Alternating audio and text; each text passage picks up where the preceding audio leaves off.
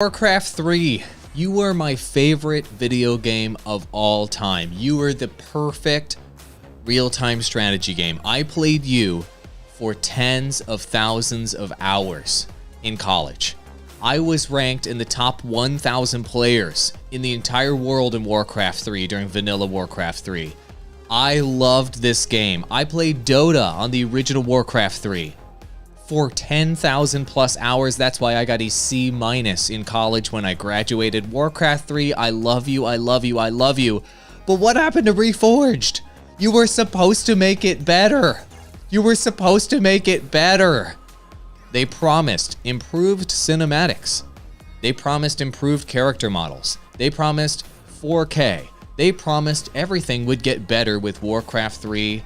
And unfortunately, almost everything got worse. The character models are more difficult to even understand what they are. The online capabilities didn't work properly.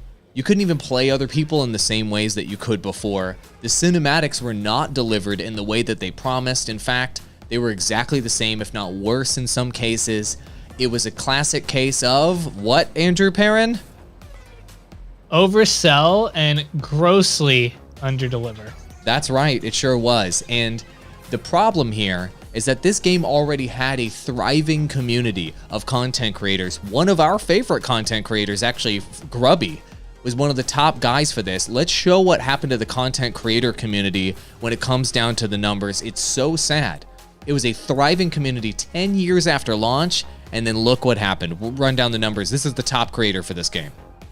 So in 2018, before it launched, Grubby on his YouTube channel was getting anywhere between 1.7 million video views to peaking up to like 3.2 million. Fast forward now to January or March 2021, he's down below 1 million views. He's down to 900,000 views. So half of his viewership is just now gone because Grubby is he's been a Blizzard streamer, and he primarily streams StarCraft 2, Heroes of the Storm, and mostly Warcraft 3. And his audience was decimated because he stuck with this game. Literally reduced by 50%, and this relaunch of the game should have increased his viewership. Instead, it decreased his viewership, which is so incredibly sad. I wanted to see him become one of the biggest streamers out there, but not only that, his Twitch channel as well ended up going down in terms of concurrent viewership. He was crushing it back in 2018 with big concurrent numbers, right? So it's about the same cut. You'll see he was in the high 3,000s, 3,800, 4,000, 4,700 2018. Moving into 2019, he kind of like peaked at 6,000. If we look now at 2021, he was down to 1,984, low 2,000s. It's half of his viewership was decimated by the failure of this remake, and that should not have been the case. This remake should have revitalized this older game and brought more new audience to Grubby based off of his coverage of it, because his coverage is very good. He's a very talented streamer, but the audience just isn't there because the game was a complete and utter failure. Question from the audience, and they're asking about Ross. Ross, how are you doing? They missed you. They're asking how we're doing. Can you quickly cover that part of the story, Ross? I don't even remember being gone, so I'm always glad to be missed, though. There you go. Which episode did I miss? I don't know. It doesn't matter. They missed you. So the thing I wanted to ask you, Ross, is how can a game have a sustained audience over time where it has this consistent line on Google Trends and what have you of just having consistent interest over a long period of time? As you can see, well, this is Reforged that you have pulled up here, but the main Warcraft 3 trend, just the actual main Warcraft 3 game, had a consistent, that's just Reign of Chaos. It's okay. It's fine. You can just pull that up. As you can see, the trend was very consistent in terms of interest over time, right? Just stayed very consistent until the spike, and then it declined. How can you screw up a remaster of a game so badly that you kill a trend that stayed alive for 10 years, and then you kill it with a remaster? Have we ever seen something like this before? How does that even happen? Well, it starts with the company behind it. And this is where I'm kind of curious about this, AWOL, is from what we've talked about it, from what you and I have talked about it, is Blizzard coming in and doing this was just completely unnecessary to begin with, right?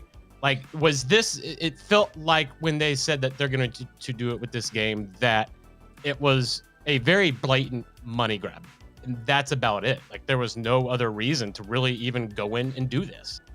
That's correct. So all the community really wanted with Warcraft 3 were some basic quality of life improvements that they had done workarounds for. So they wanted to have like maybe a proper BattleNet, a kind of upgrade or like modernization. Also, they wanted 4K, like natively supported, so you didn't have to do a workaround for that.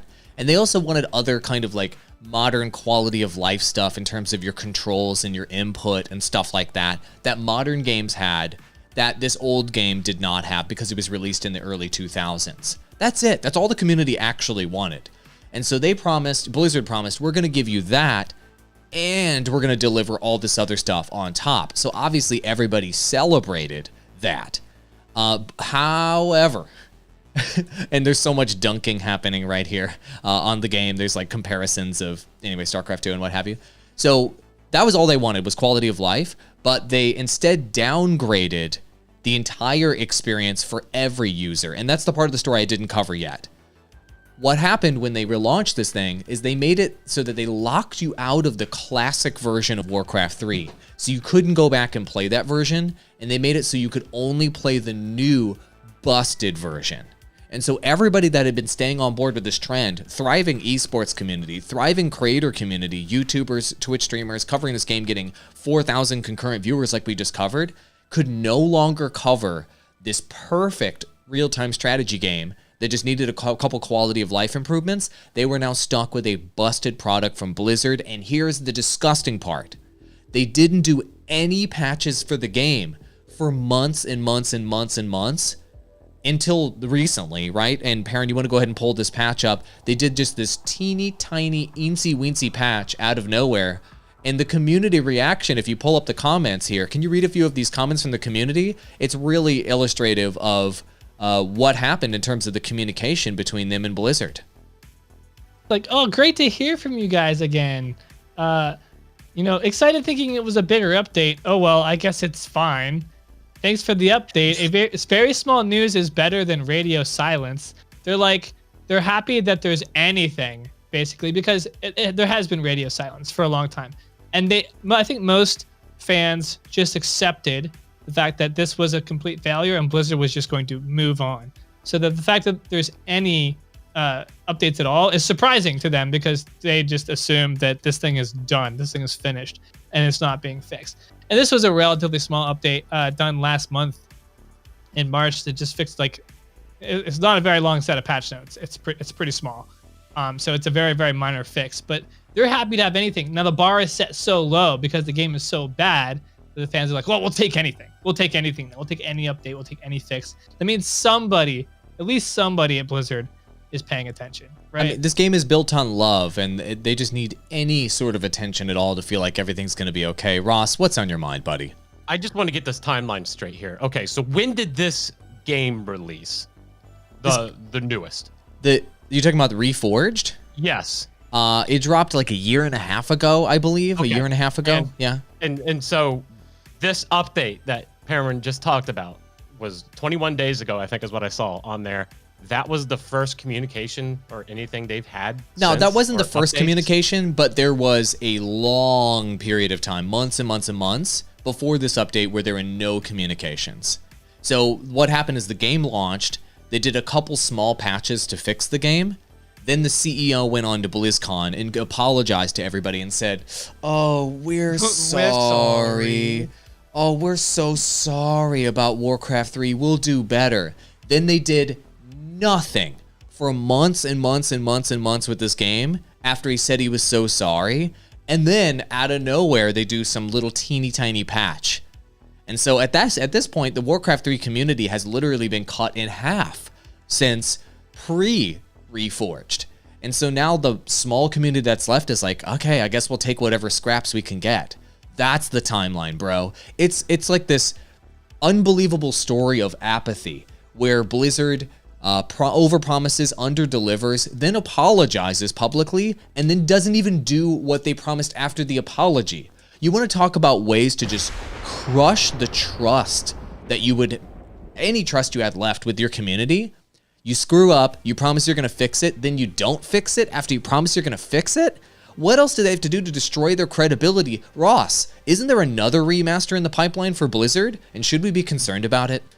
There is, and this is actually a really interesting point of discussion. They are, I'm not sure if it's called remaster, but Diablo 2, they have announced, we're getting a remastered Diablo 2. And I didn't know until about 2 minutes before we went on here that this is able, correct me if I'm wrong, this is not the Blizzard team that's actually working on this. This is the remaster team. Oh, to my knowledge, all of the remasters. Reforged? Yeah, to my knowledge, all of the remasters that occur at Blizzard Entertainment happen from the, there's like a remasters team, there's a classics team that goes through and revamps the classic games, and that's their only job. And obviously they'll go and talk to people that are on the Diablo team to reference things, and obviously maybe they'll try to talk in a consulting capacity to some of the people that might still be around from when the game actually was designed in the first place, but there's a dedicated team that only revamps old games, the classics team. And so that team is the one that works on these old games and revamps them, not the Diablo team. And so the same team, to my knowledge, that screwed up Warcraft Reforged is the ones that will be working on this new Diablo remaster. So people that are excited about it, I would say pump the brakes on that, amigo. Holy crap, you need to pump the brakes on being excited about any remaster at Blizzard. Do you see what they did last time? They had a massive PR disaster. The CEO had to apologize publicly during BlizzCon opening ceremony, and they still didn't fix the product?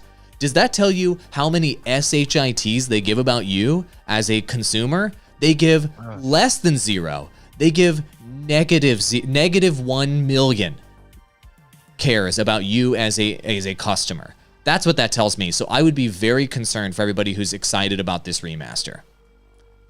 I was so excited for this. And even sitting here watching the trailer, I'm like, okay, everything looks good. Everything looks good on the surface, but man, that really busted my balls this morning when you told me about that. Like I 100% thought that this was going to be like the same team working on this game, and now it is worrisome.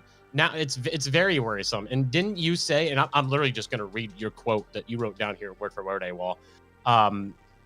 They saw an active esports community and player base. We're talking about Reforged or Warcraft 3. They saw an active esports community and player base for the game 15 years later and said, hey, how can we make more money off that community? So do you feel like that is also going to apply to Diablo 2 Resurrected? I mean, are they going to cash grab this? Is that what you mean? Yeah, essentially, yeah. Yeah, That's so the whole point. yeah, that's the whole point, is to cash grab it. Well, no. For Blizzard, that's the whole point. But for the fans, like obviously there's a component here where like the fans actually want something and Blizzard is saying they're going to deliver on it. But when they do a trailer like this Diablo one, this is the same stuff that we've seen over and over, guys. This is just marketing. Like this product doesn't actually exist. When you're watching these characters transform into high def, this doesn't exist. This doesn't exist as a game. This is just marketing, right? It's just to get you hyped on the idea so that you'll buy it later. Blizzard has shown they don't actually have to deliver on this, and they haven't with Warcraft 3. Now, I hope that the team there learns their mistakes from Warcraft 3, but like if we look at it from a financial perspective, was there anything that needed to be learned? Did they sell enough new copies of Warcraft 3 Reforged to make money off of the amount of work that they had to do? Are they willing to do that again and to burn their fan base again just to make money? That's the question mark with Blizzard now. And most of what we've seen in the news is Blizzard now, after many of the veterans have left, after Mike Morhaime, the president, has stepped down, and now Bobby Kotick is there, it's all about the money now. It's not about the same core values that Blizzard once had, delivering epic games, high quality games, the highest of quality games to their fan base. It's about making money now.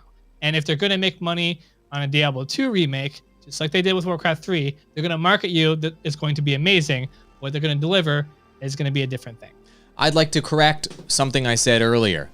So there is a different studio that's developing Diablo 2 Resurrected. It is not, they looks like they learned their lesson from the past. They have Act 2 Gaming claimed that Vicarious Visions was working on the Diablo 2 remake, though there's not much confirmation after that. So this is not necessarily confirmed, but this is what has been talked about. It's a different team working on this remake than the Classics team, to my knowledge. So they did bring in a third-party studio to do this remake. And also, supposedly, Diablo, they learned lessons from Diablo 2, moving into Diablo, and learned lessons from Warcraft 3 Reforged, moving into Diablo 2 remake.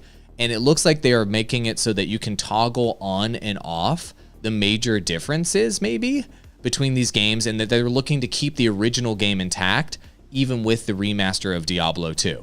So it looks like they're trying to learn some lessons that they learned from Warcraft 3, maybe. This is all coming from a fan site that wishes this was the case. So we'll see what actually shapes up here. So it's still very questionable with Diablo 2. But let's talk about those departures that you just talked about a moment ago. With the leadership leaving Blizzard Entertainment, this idea that you can cover as a content creator and as a streamer, that you can cover a Blizzard game and it has a nearly guaranteed path to being successful like previous Blizzard games, and you can hype it and then you can grow a channel from it and then it can really blow up, seems way less likely now that the leadership has kind of bled out of the company over time. Like almost all of the big players, with the exception of some great guys like Jeff Kaplan that are still around on the Overwatch team, they're gone. So all these guys from the past that had made these games great, and you could almost, quote unquote, guarantee the Blizzard game was going to be a success. It could grow your YouTube channel. It could grow your stream. You could build a gaming creator career off of these. This talent is gone, guys. It's freaking gone. Yikes. Yeah, I think with all this leadership gone, there's a vacuum of there's clearly, and we can see it from a consumer perspective even. It's so apparent. There's a vacuum at Blizzard of where there used to be all these values, these really, really nice values for gamers, that they're gone. With this leadership leaving, they embodied the values and they led with those values. They were not replaced by people that intrinsically have the same values. So you have a fundamentally different company, and that company looks a lot more, this Bobby Kotick's version of Blizzard Entertainment looks a lot more like EA, like your big corporate game makers that definitely do not care about the consumer as much. They care more about making a buck. And we've seen that through EA for the years. That system works. They do make money and they stick around though. So they are heading in this direction that will work for them as a company, but I wouldn't say that it works well for us as gamers for sure. And it's a sad thing to see. I do hope, looking at this article, it looks like, just iterating a bit where you're saying Vicarious Visions is working on it. It is under the leadership of the Diablo 4 team, but they're kind of handing the project off to Vicarious Visions to complete it. But I think it looks like they're reporting to the same team that's doing Diablo 4 in terms of getting the ball rolling, having the project be managed. So I'm glad I was wrong about that. I thought it was the Classics team. I'm glad I'm wrong about that. I thought it was Classics team. It looks like they're making a way better decision here. I mean, Diablo 2 in general was done by Blizzard North. Blizzard North has not been a part of Blizzard for a very long time. They were one of the first groups to splinter from Blizzard way, way, way long ago. So there's no way. This is why Diablo 3 was not even close to Diablo 2, because there's no one even close to being left in Blizzard from Diablo 2. It's a pipe dream. So trying to replicate what that team did, nobody's around from that team at all, and they haven't been in Blizzard for a long, long, long time, over a decade or if not more.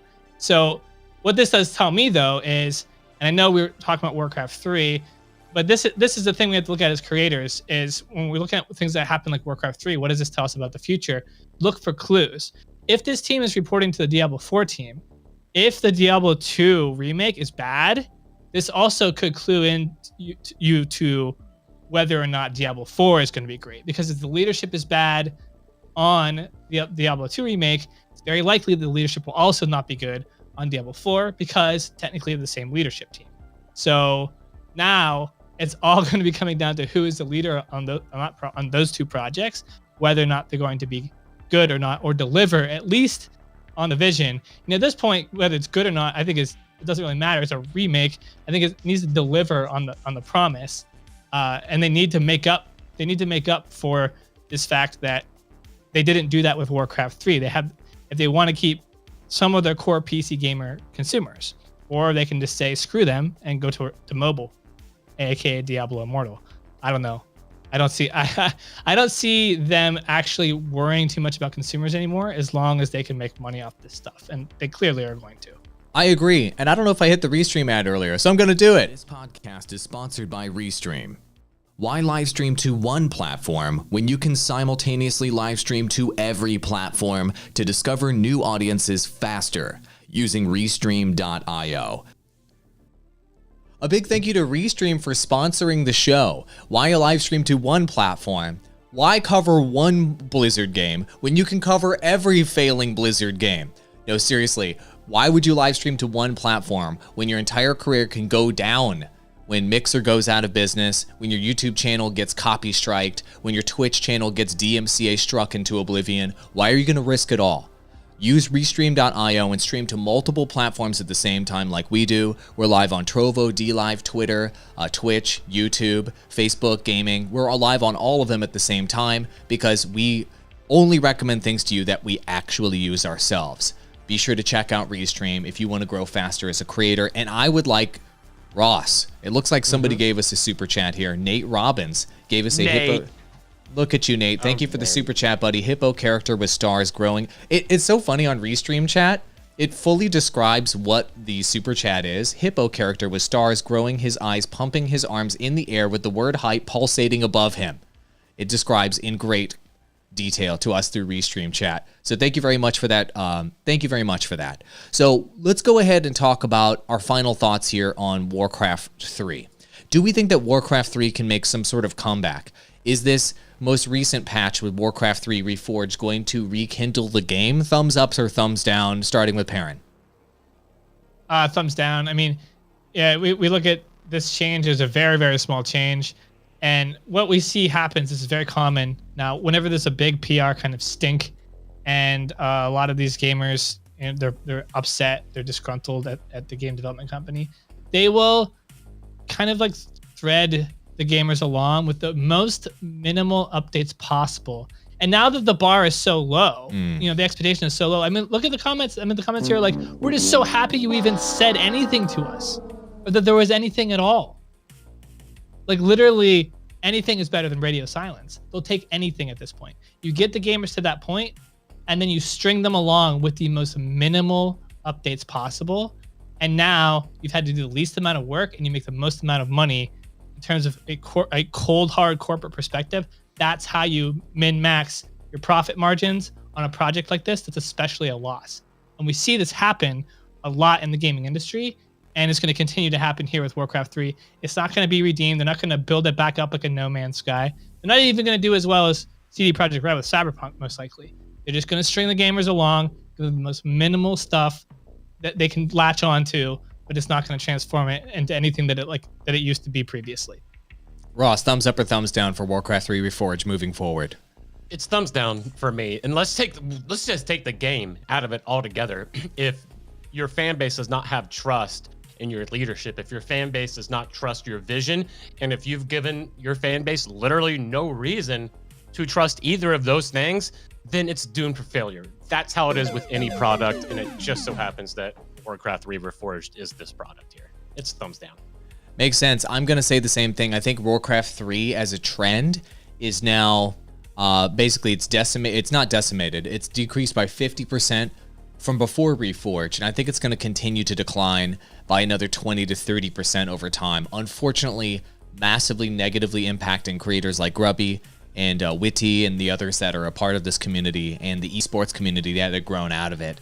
And they're going to have to go find another game. Luckily for them, Mike Morheim has started another studio, and some of the old guys from Blizzard also started a new RTS project as well. So two different splinters of the ancient Blizzard leadership we talked about earlier are making two separate projects. One of them is a real-time strategy game, but it just got started. And it did get funded for millions of dollars. That's going to be years and years out. So perhaps the Warcraft 3 community does have some hope and they can latch on to that title once it drops years from now, and we'll see. It has some StarCraft, former StarCraft execs and Warcraft 3 execs and stuff like that on that project, so stay tuned for that one. Any final thoughts here, guys? Otherwise, this is just a sad story of Blizzard Entertainment falling from grace, and hopefully they can redeem themselves in the future. But as it stands right now, I don't see any opportunity for that to happen. The only franchises I think you can rely on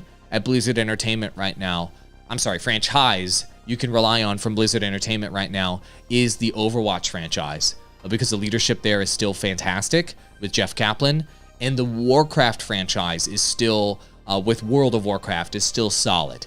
Outside of that, it's really just going to be a total coin flip, maybe less than a coin flip in terms of your odds of getting a good game. So pre-order seems like a pretty terrible idea from Blizzard Activision at this point. It's reaching EA levels. Is that an overstep there? No. That's what I think. They definitely look like they're trying to be like EA, and they're taking pages out of that book. This isn't the same development company or publisher that it was before. It is now all about making money, not about the gamers anymore. It's something I don't play any Blizzard games now. I probably won't for a very, very long time. But maybe following the old talent that actually had some leadership skills to wherever they go, that could be nice. We'll look forward to that. Thanks for the $2 super chat, Nate. He says, buy Valheim today. He's sponsored by Valheim. What do you think about that question, Ross? What question? Down here at the bottom? No, the question I just brought up to Perrin just a moment ago. About being EA? About pre-order. Is the pre-order risk equivalent to the risk that you would take with an EA title?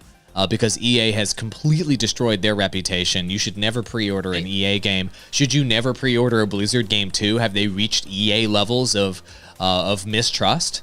I don't think you should ever pre-order a game, period. Now, we've seen this with so many studios over the past several years, even studios that have really good reputations going into the release of a game that they're just not finished. So I think that pre-ordering games in general needs to just kind of take a back seat until these game studios can kind of get a better grasp on releasing a game in full with as little bugs as possible. So I think any games you should probably not pre-order at this point. Makes sense to me. The sad thing is it's good. This model that they have, the EA model, it's gonna work.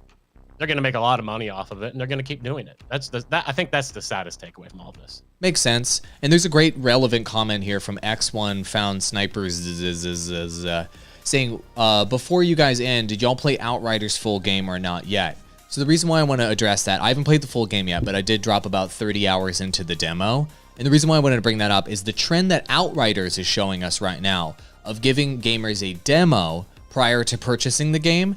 I want to see that model be used across the board with games moving forward, where you give people a demo so they can sample the product on their system a month before the game drops. Then they can make their own decision as a consumer as to whether they want to buy that game or not.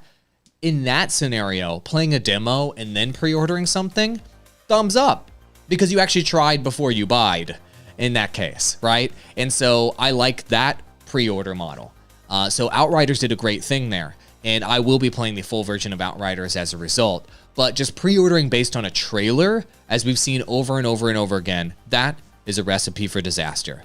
Thank you so much for watching. Don't pre-order video games, but be sure to click our Restream link because they pay us money and we love their service. Adios, amigos. So sorry, Warcraft 3 community. I love you. The game's built on